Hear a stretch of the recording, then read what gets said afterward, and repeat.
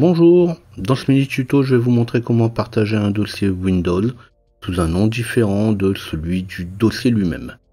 Pour différentes raisons, mais souvent pour une question d'organisation ou de lisibilité, on peut vouloir partager un dossier sur Windows sous un nom différent de celui d'origine.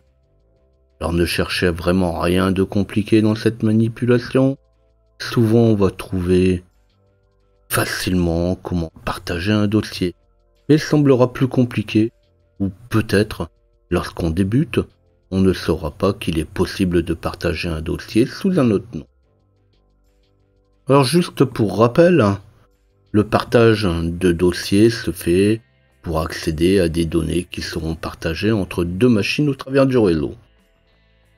Pour qu'un dossier partagé soit accessible, il faudra disposer d'un compte utilisateur et d'un mot de passe. Sans mot de passe, c'est une question de sécurité, le dossier ne sera pas accessible. On pourra alors créer un compte spécifique pour le partage, puis on lui mettra un mot de passe.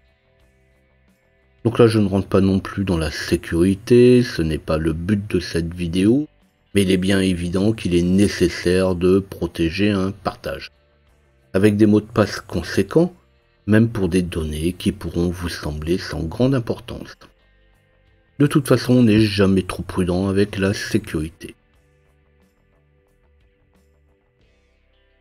Alors ceci dit, ce qui nous intéresse, ce n'est pas le partage simple, mais un partage un peu plus avancé.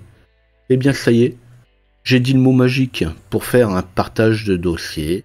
C'est avec un nom différent de celui d'origine, il faut passer par un partage avancé.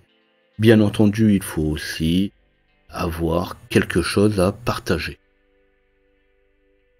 Alors je vais commencer par me rendre sur mon système à l'emplacement du dossier que je veux partager. Ici, je veux partager mon dossier de données. Vu le nom, c'est déjà une bonne raison pour le partager sous un autre nom. La gestion des espaces n'est pas toujours facile avec les partages.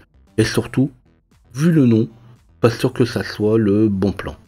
Je vais donc faire un clic droit sur le dossier et entrer dans les propriétés. Puis je vais me rendre dans l'onglet Partage. Alors avant de cliquer sur Partage avancé, puisque de toute façon je viens de dire qu'on allait passer par le partage avancé, on peut lire le cadre du bas où il est marqué Protection par mot de passe. Si le partage est déjà activé ou si vous avez déjà partagé un dossier, vous pouvez continuer avec le partage avancé. Si ce n'est pas le cas, il peut être intéressant de passer par le centre réseau et de partage. Il faudra alors bien vérifier que le partage de fichiers est activé, sinon forcément ça va beaucoup moins bien fonctionner.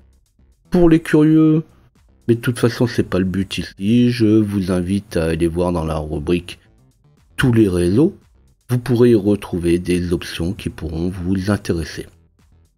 Cette fois je vais pouvoir passer par partage avancé. Alors il faudra bien sûr cliquer sur sélectionner, partager ce dossier, forcément parce que si je coche pas partager le dossier, je pourrai pas remplir les autres rubriques. On pourra alors fixer le nom du dossier à partager. Après vous pourrez aussi apporter au passage les modifications par exemple sur les accès. Quand c'est terminé, il suffit juste de valider. Et cette fois, maintenant, vous allez pouvoir vérifier le partage. Alors, sans quitter l'explorer de fichiers, on va le faire directement depuis la machine.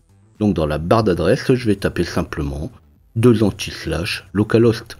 Donc, je vais aller chercher l'adresse réseau, mais de ma machine locale, et qui va afficher le partage, ou les partages, si vous en aviez d'autres, de la machine locale. Pour pouvoir accéder à votre partage depuis une autre machine, on utilisera alors l'adresse IP de la machine. Alors même si on vous dit que la machine sera accessible par son nom, c'est pas toujours facile de le faire dans ce sens-là. Généralement, on utilise l'IP. Alors pour l'IP de la machine, ça c'est dans un autre tuto. Vous pourrez aller voir mon tuto sur la commande ipconfig. Alors j'espère que ce mini tuto va vous permettre d'exploiter au mieux votre ou vos partages. Et justement, si la vidéo vous a plu, vous n'oubliez pas de liker ou laissez-moi un tip sur tipeee.com/ljpinfo. Abonnez-vous à la chaîne ou tapez ljpinfo dans votre navigateur si vous désirez retrouver mes prochaines vidéos. Posez vos questions ou venez discuter de vos difficultés au-dessous des différentes vidéos. À bientôt!